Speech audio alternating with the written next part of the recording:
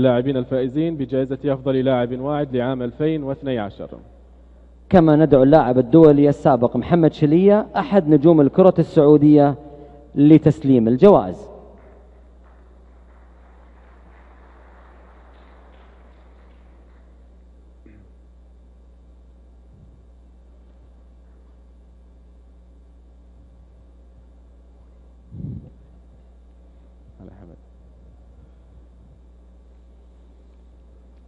بسم الله الرحمن الرحيم. السلام عليكم ورحمة الله وبركاته. في البداية أحب أشكر جريدة الرياضية والعاملين خلف الجائزة هذه. تكريم أجيال يكرمون أجيال، وإن شاء الله بإذن الله نتمنى استمرارها واستمرار التكريم اللي هو عادة من عادات أبناء الوطن. حصل على المركز الثالث في جائزة أفضل لاعب واعد العام 2012 أيمن فاضل من نادي الاتحاد.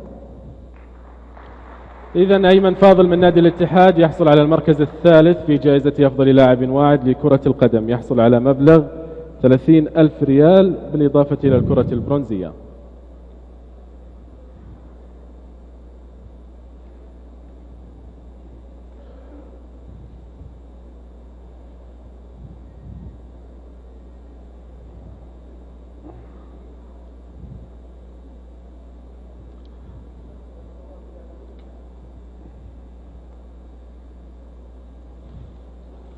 كما حصل على المركز الثاني لجائزة أفضل لاعب واعد العام 2012 اللاعب عبد الإله النصار من نادي النصر.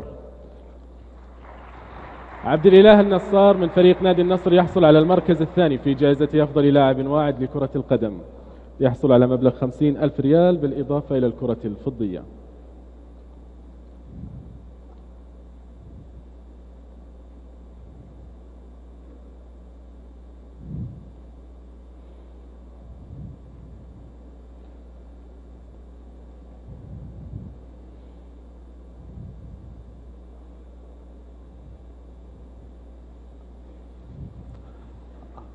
والآن الإعلان لأفضل لاعب واعد لعام 2012 اللاعب ياسر الفهمي من النادي الأهلي. ياسر الفهمي من النادي الأهلي يحصل على المركز الأول في جائزة أفضل لاعب واعد لكرة القدم، يحصل على مبلغ 70,000 ريال بالإضافة إلى الكرة الذهبية.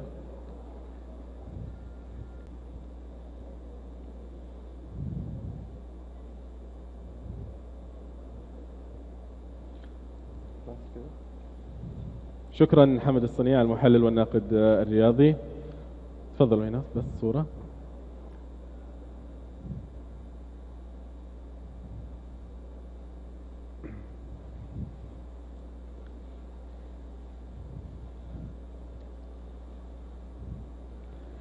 إذن شكرا للكابتن.